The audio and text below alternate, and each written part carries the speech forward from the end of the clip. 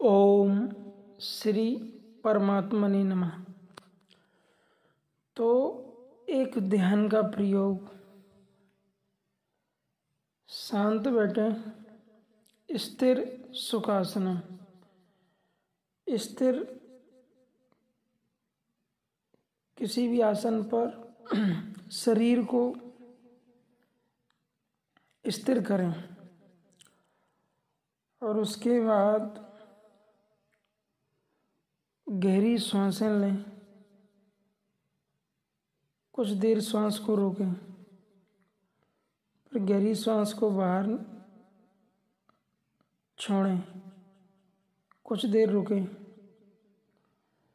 इस प्रकार श्वास को देखना है कि श्वास आ रही है, श्वास जा रही है। प्रारंभिक स्टेज में बहुत सी भावनाएं, बहुत से विचार, अतीत की स्मृतियां, बचपन की यादों से रिलेटेड स्मृतियां, काल्पनिक भावनाएं, ये सब इस शून्य ध्यान में अवरोध डालते हैं। लेकिन अभ्यास वैराग्य वृत्ति तन निरोधा, यदि निरंतर अभ्यास किया जाए इस ध्यान का, निरंतर सांसों को देखना, तो एक अवस्था के बाद ये अवस्था आती है कि मन जो है निर्विचार हो जाता है। विचार नॉर्मल किसी भी भौतिक वस्तु, पदार्थ, स्थिति से रिलेटेड वो सामान्य है। कुविचार, दूषित हो जाना, कुतर्क पैदा होना, किसी व्यक्ति से रिलेटेड विचारों का जागृत हो जाना। निर्विचार, कोई विचार, कोई चिंतन, कोई तरंग नहीं। इसी निर्विचार अवस्था को कह दिया जाता है निर्विकल्प समाधि, रिक्त श्वास है। अब यह अवस्था 10 साल 12 साल निरंतर ध्यान के अभ्यास से आपके पास आ जाती है, चूँकि एक साधक के पास आ जाती है। तो ध्यान की इस अवस्था में श्वासों को देखने की क्षमता आ जाती है, सजगता और चैतन्यता आ जाती है। ध्यान जो है वो चैतन्य अवस्था तक पहुंच जाता है और कोई भावना, कोई विचार, कोई चिंतन नहीं होता है।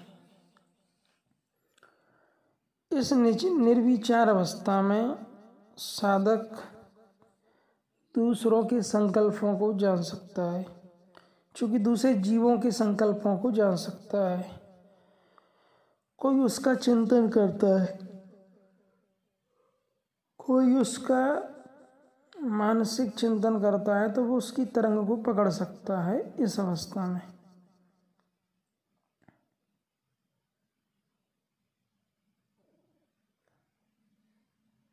भावनाओं का उदय होना, विचारों का उदय होना, किसी वस्तु, पदार्थ या भौतिक व्यक्ति से रिलेटेड चिंतन का उदय होना, ये चित्त का स्वभाव है। और चित्त का समाधिस्थ हो जाना चित्त की प्रशांत अवस्था है। प्रशांत मतलब कोई विचार, कोई चिंतन, कोई तरंग नहीं। कोई विचार, कोई भावना, कोई भावबोध हीनता, कोई भाव नहीं। समस्त भावनाओं के परे या अतीत हो जाना ही निर्विचार ध्यान है। ध्यान की इस अवस्था में योगी दूसरों के शरीर और मन और भावनाओं का ज्ञान प्राप्त करने में सक्षम हो जाता है। चूँकि निर्विकल्प समाधि की अंतिम अवस्था जो सजग ध्यान में, वह अंतर्यामी हो जाता है। और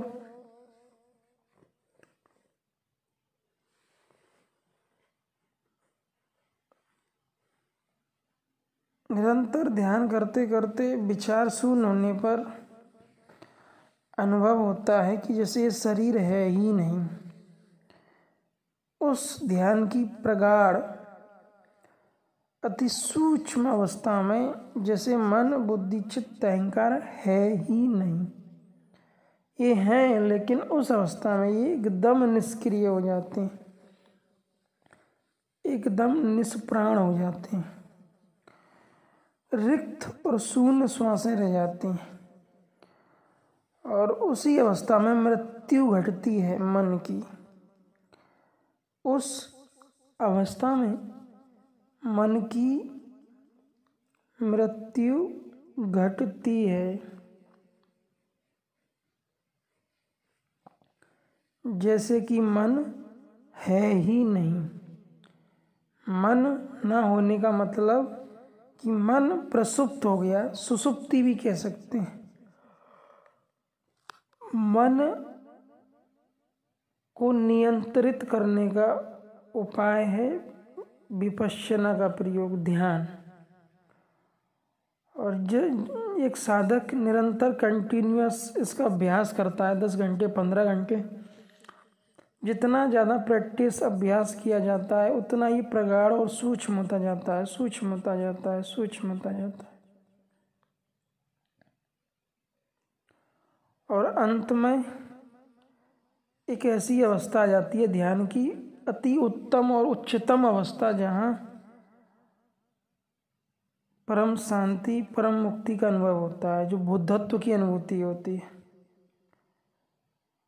वहाँ तक ध्यान ले जाता है। ध्यान में असल में मन बुद्धि चित्त अहंकार नहीं होते, तो उस अवस्था को दृष्टा कह देते हैं कि ये जो है साइलेंट मोड में चले गए, जैसे कि है ही नहीं।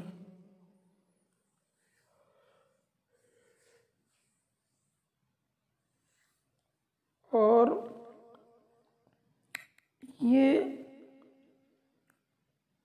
ध्यान में गहराई उसी की आएगी जिसका शरीर इंद्रिय संयम हो, नियंत्रण।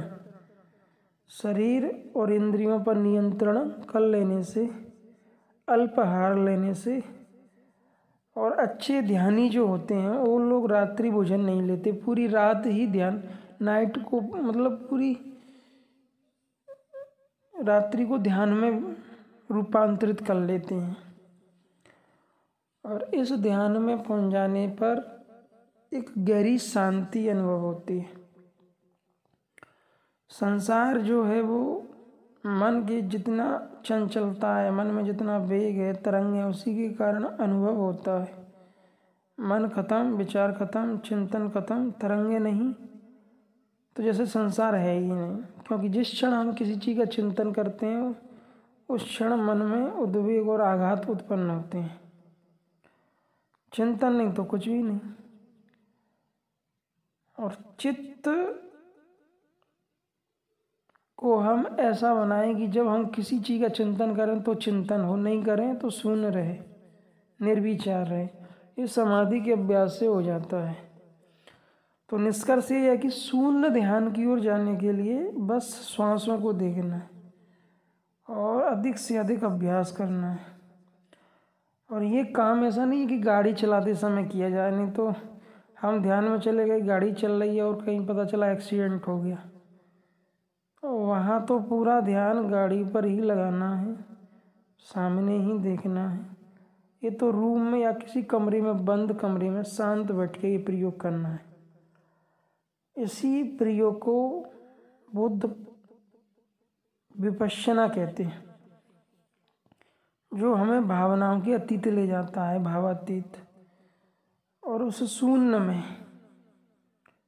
उस निर्विचार दशा में परम प्रेम और परमानंद घटता है एक ध्यानी साधक के चित्त में। ध्यान का विज्ञान भी होता है। जैसी वृत्तियाँ भावना जागृत होती हैं वैसे अनुभव आते हैं उससे रिलेटेड। उसके पीछे एक थ्योरी है, एक साइंटिफिक रीजन है, और उसको समझने के लिए एक योग गुरु की आवश्यकता है। जिससे धर्म विज्ञान ध्यान का विज्ञान समझ में आए। ओम।